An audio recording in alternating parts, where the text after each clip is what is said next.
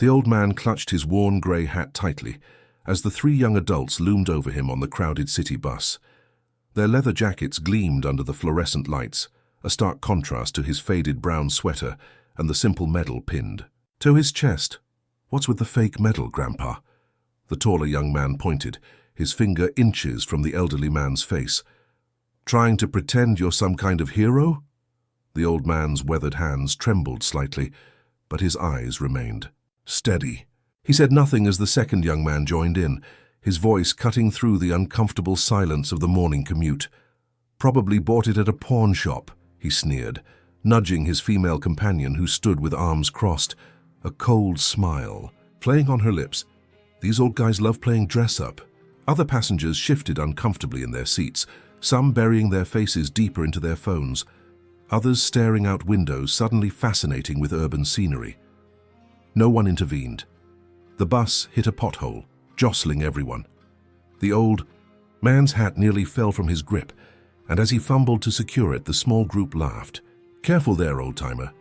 Don't break a hip," the young woman finally spoke, her voice dripping with mockery. Something flashed across the old man's eyes then, not anger, but a profound sadness that seemed to reach back decades. His fingers brushed against the metal unconsciously, as if touching a memory. What none of them knew was that tomorrow morning, this same bus route would witness something that would change everything. The story behind that simple medal would emerge, and with it a truth about valor that would leave the entire city in stunned silence. But for now, the old man endured their cruelty with a dignity that went unrecognized, while carrying within him a story of courage that had once saved dozens of lives in a moment of unspeakable horror. Walter Jennings had never been one to draw attention to himself. At 83, he still maintained a simple daily routine that began with the 7:15 bus to the Veterans Rehabilitation Center, where he volunteered 3 days a week. His apartment was modest, a one-bedroom walk-up filled with books on military, history and photographs in simple wooden frames. He made his own meals, pressed his own clothes, and kept to himself. What most people didn't see beneath his unassuming exterior was the extraordinary life Walter had lived and the lives he continued to touch. Walter Jennings was the quiet force behind the Forgotten Heroes program, an initiative he'd created 12 years ago that paired traumatized combat veterans with elderly war heroes who understood the unique darkness they carried. "Pain recognizes pain," Walter often told the young veterans who came through the program, "and healing recognizes healing."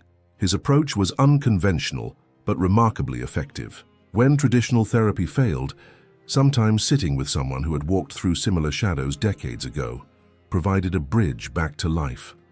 Walter kept no statistics on their successes, sought no recognition for the program he'd built, from nothing. The handwritten letters tucked in his nightstand drawer from families who had gotten their sons and daughters back from the brink were all the validation he needed. "Mr. J saved my boy when nobody else could reach him."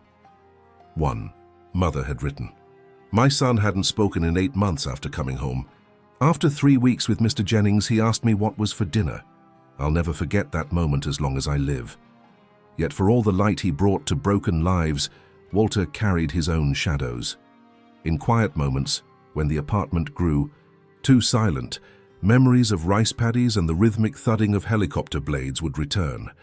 The faces of the 19 men he'd dragged to safety during that hellish firefight in 1967, and the 3 he couldn't reach in time. He never spoke about that day, not even to the other veterans. The medal that now drew such mockery on the bus had been tucked away in a drawer for decades. He'd only started wearing it last month, after a therapy session with a young Marine who believed no one could understand what he'd seen in Fallujah. "Sometimes, the hardest thing isn't surviving the battle," Walter had told him quietly that day, pinning the medal to his sweater for the first time in 50 years. "It's living with the memory of it every day afterward." The young Marine had stared at the medal, then at Walter's eyes, recognition dawning between them. A bridge forming across generations and different wars, but the same human cost. Walter had worn it every day since, not out of pride, but as a beacon for others who might need to see it. A quiet signal that said, "I understand. You're not alone in this." As Walter rode the bus each morning, Most passengers never gave him a second glance. They didn't see how his trained eyes still scanned every environment for exits and potential threats, a habit 5 decades old that he couldn't break. They didn't notice how he always offered his seat to others, or how he carried extra bus tokens to quietly pass to homeless veterans he recognized by the way they carried themselves. For months, his presence on the 7:15 bus had been as unremarkable as the route itself. Until today, when something about the medal caught the attention of 3 young people looking for an easy target. As their mockery continued, Walter's mind drifted to a quiet place. Not to the battlefield this time, but to the face of a young Army specialist named Derek, who'd come to the center last year, angry at the world and convinced his life was over after losing his leg. Walter had spent 6 months showing him it was just beginning. Derek had started college this fall. Walter wondered what Derek would think seeing him now, the man who'd helped him find his strength, sitting silently as these strangers questioned his honor. For the first time that morning, doubt crept into Walter's heart. Was it worth it, he thought, his calloused thumb running over the worn brim of his hat. All the men I couldn't save, all the nights without sleep, for a world that's forgotten what sacrifice means? A small voice inside answered back, it wasn't for them, it was for the ones who came home, the ones still trying to find their way back. The bus lurched forward, and for a moment the young tormentors grabbed for handrails, their attention diverted. In that brief respite, Walter caught the eye of a young woman sitting across the aisle. Unlike the others, she wasn't pretending not to notice. She was watching intently, a crease of concern between her brows and a notebook half open on her lap. Something about her gaze told Walter that tomorrow would indeed be different. He didn't know how, but in that moment of connection, a quiet certainty settled over him. He'd survived worse than this, much worse. As the bus approached his stop, Walter slowly rose to his feet. The movement caught his tormentors by surprise. Leaving. So soon, Grandpa, the young woman in the leather jacket taunted. Don't you want to tell us war stories about your heroism? Walter paused, standing at his full height now. For just a moment, a shadow of the soldier he'd once been passed across his features. Not in anger or intimidation, but in the quiet, unshakable presence that had once commanded respect from generals. No, miss, he said softly, his voice steady and clear despite its age. Some stories aren't meant for those who wouldn't understand them. It was the first and only thing he said. To them, as he moved past them toward the exit, the young woman with the notebook caught his eye again and gave him the slightest nod of acknowledgement. What Walter didn't know was that her name was Eliza Chen, a feature writer for the city's largest news outlet. And she had just found her next story. Eliza couldn't stop thinking about the elderly man from the bus, the quiet dignity in his bearing, even while being mocked, the medal that gleamed against his worn sweater, the calloused hands that spoke of a lifetime of work. Something about him had struck her deeply, perhaps because he reminded her of her own grandfather, who had rarely spoken of his time in Korea. She hadn't planned to work that evening, but by 7 p.m. she found herself at her desk, searching military medal databases. The distinctive ribbon and medallion hadn't been difficult to identify once she had a clear image in her mind. "Oh my God," she whispered as the search results appeared on her screen. The Distinguished Service Cross, the second highest military decoration that could be awarded to a member of the United States Army, awarded for extreme gallantry and risk of life in combat. Her fingers flew across the keyboard, searching archives for recipients. There couldn't be many Walter Jennings in their city who would be the right age.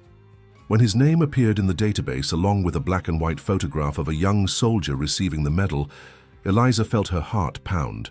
The citation beneath, the image told a story that took her breath away, for extraordinary heroism in connection with military operations against an armed enemy.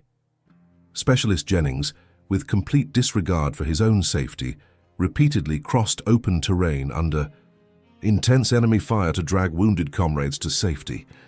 Despite sustaining multiple injuries, he continued to return to the field until all accessible wounded were recovered. His actions directly saved the lives of 19 fellow soldiers.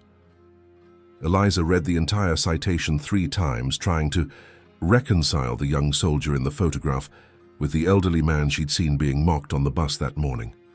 It took her another hour to find the connection to the Veterans Rehabilitation Center and piece together Walter's ongoing work with traumatized veterans.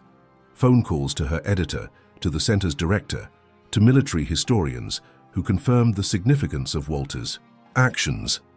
By midnight, her article was taking shape, not just about Walter's heroism during the war, but about his quiet, continuing service to fellow veterans that had transformed hundreds of lives without recognition or acclaim. The final piece she added was a description of what she had witnessed on the bus: the cruel mockery, the silent passengers, the dignity of a true hero being questioned by those who had no conception of sacrifice. In a society quick to assign worth based on appearance and quick to forget those who served, she wrote in her conclusion, Walter Jennings reminds us that true heroism often moves quietly among us, unrecognized and unheralded. And in that silence perhaps lies the most profound heroism of all. When her article titled "The Hero We Mocked This Morning" hit the online front page at 6 a.m., featuring a respectful photograph of Walter from the center's website alongside his military service photo, Eliza made sure to be on the 7:15 bus. She wasn't alone. The morning had begun normally enough for Walter. He'd risen at 5:30, made his oatmeal with sliced banana, the same breakfast he'd eaten for decades. He'd dressed carefully, pressing his slacks with the iron he kept on the kitchen counter. The morning news played softly in the background, but he paid it little attention. As he boarded the 7:15 bus, something felt different. The usual morning commuters seemed to be watching him. A few nodded in his direction. The driver, who had never acknowledged him before, looked him in the eye and said, "Morning, sir. Honor to have you aboard." Walter settled into his usual seat, confused by the change in atmosphere. Then a woman sat down beside him, the same one who had watched him yesterday with the notebook. "Mr. Jennings," she said quietly. "My name is Eliza Chen. I'm a journalist and I hope you'll forgive me, but I wrote about you this morning." She handed him her phone, open to her article. Walter stared at the old photograph of himself, so young, covered in mud and bandages, receiving the medal he now wore. "How did you—" he began, his voice faltering. "I recognized your medal," she said. The rest was just research. Before Walter could respond, the bus stopped to let on more passengers. Through the windows, he could see a small crowd had gathered at the stop. As the doors opened, camera flashes burst like lightning, and then they boarded. The same three young people who had mocked him yesterday, now ashen-faced and escorted by an older man who appeared to be somebody's father. The bus fell completely silent. Walter recognized the change in their demeanor immediately. The swagger was gone, replaced by the unmistakable body language of shame. The young woman's eyes were red-rimmed. The taller young man couldn't meet his gaze, and the third stared at the floor as if it might open and swallow him. The older man spoke first. "Mr. Jennings," he said, his voice tight with emotion, "my son and his friends have something they need to say to you." One by one, they apologized. Halting, awkward words that clearly cost them something to deliver. The young woman was crying openly now, explaining between sobs how her own brother was in the military, how ashamed he would be of her behavior. "We didn't know," the taller young man said, his voice barely audible, "but that's no excuse."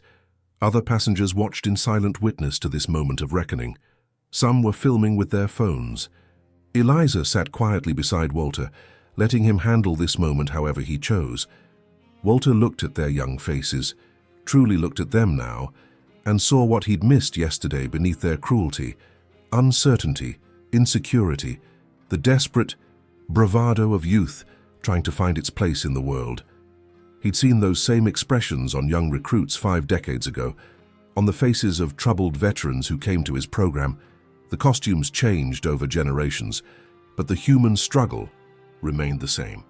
"Yesterday," Walter said slowly, his voice steady despite the emotion of the moment, "you saw an old man with a piece of metal pinned to his chest, nothing more." He touched the medal lightly. "This was given to me for actions on the worst day of my life. A day when I lost friends I loved like brothers. A day when part of me never came home." The bus was utterly silent now, passengers hanging on his every word. "I don't wear this for recognition or respect," Walter continued. "I wear it for the young men and women who come to our center, carrying wounds nobody can see, so they know they're not alone." He looked directly at the three young people standing before him. "I've spent my life trying to help people heal from the wounds of war. If you're truly sorry, then perhaps you'd be willing to see what that work looks like." He reached into his pocket and pulled out 3 simple business cards for the Veterans Center. "Tuesday afternoons we serve lunch to veterans who are struggling to rebuild their lives. Some are younger than you. Many have no family left. All of them could use a friendly face." The 3 looked stunned at this unexpected response. Not the anger or resentment they'd braced for, but an invitation to make amends through action rather than words. The father looked at Walter with profound gratitude. "They'll be there, sir. I'll make sure of it." As the bus continued its route, something had fundamentally changed. Passengers who had been strangers now spoke quietly among themselves. Several approached Walter to shake his hand or simply say, "Thank you." The driver announced each stop with a newfound respect in his voice. When they reached Walter's stop, every person on the bus stood up. As Walter made his way toward the exit, a path formed before him. No one spoke. No one needed to. In their silent standing tribute was the recognition of something profound. That heroism wasn't just found on battlefields or in dramatic moments of courage, but in the quiet, consistent choice to bring light where there was darkness, in the determination to create meaning from suffering, in the willingness to forgive when it would be easier to condemn. Walter nodded once to the passengers, a gesture that somehow conveyed both humility and the unmistakable presence of a man who had seen the worst of humanity and still believed in its best. As the bus pulled away, Eliza stood beside him at the stop. "May I walk with you to the center? I'd like to learn more about your program." Walter smiled, the first real smile she'd seen from him. "On one condition," he said. "What's that?" "That your article today isn't the end of the story. These veterans, their struggles, their courage in recovery, that's the story that needs telling." Eliza nodded. "It would be my honor." Together they walked toward the Veterans Center. An unlikely friendship formed through a moment of cruelty transformed into understanding. Behind them, across the city, thousands of people were reading about Walter Jennings, sharing his story, questioning their own assumptions about the elderly they passed without seeing each day. And on the following Tuesday, 3 young people in leather jackets would arrive at the center, awkward and uncertain but willing to learn. They would meet veterans their own age who had seen things they couldn't imagine. They would hear stories that would change their perspective forever, and they would return, week after week, long after their obligation to make amends had been fulfilled. Life seldom offers perfect resolutions to moments of human cruelty. But sometimes, if we're fortunate, it provides opportunities for transformation. This was such a moment, not just for 3 young people who had acted thoughtlessly, but for an entire community reminded of the quiet heroes moving unrecognized among them. We often search for extraordinary heroes in a world obsessed with spectacle and noise. We look for them on screens, in headlines, in carefully constructed public images. But the truth that Walter Jennings embodied is both simpler and more profound. Real heroism seldom announces itself. It moves quietly through ordinary days, visible only to those who have eyes to see. The bus that had been the scene of cruel mockery became a place of honor and reconciliation. The medal that had drawn scorn became a symbol of understanding across generations. And the elderly man, dismissed as irrelevant, became the catalyst for a community's reflection on the true nature of courage and respect. In the days that followed, Walter's routine remained largely unchanged. He still took the 7:15 bus to the center. He still worked with traumatized veterans who needed someone who understood their darkness. He still lived simply and spoke little of his own experiences. But something fundamental had shifted in how the world received him. Bus drivers greeted him by name, passengers offered their seats. Young people approached to shake his hand or sometimes just to talk. Walter accepted this change with the same quiet grace with which he'd endured the previous indifference. For him, it had never been about recognition. It had always been about service, the continuous thread that had run through his life from the battlefield to the present day. Perhaps the most profound lesson in Walter's story isn't about how we treat our heroes. It's about the impossible task of recognizing them in the first place. For heroism, true heroism, rarely presents itself with markers we can easily identify. It resides in the simple sweater, the weathered hands, the quiet dignity of a life lived in service to others. The next time you sit beside a stranger on a bus or pass an elderly person on the street, remember Walter Jennings. Remember that the most extraordinary stories often belong to the most ordinary seeming people. That the measure of a life isn't found in appearance or possession or status, but in the impact it has on others. In the light it brings to darkness. In the healing it offers to pain. And perhaps in that remembering, we might become a society that needs fewer reminders of what true respect looks like. One that recognizes the quiet heroes among us before their stories need to be told.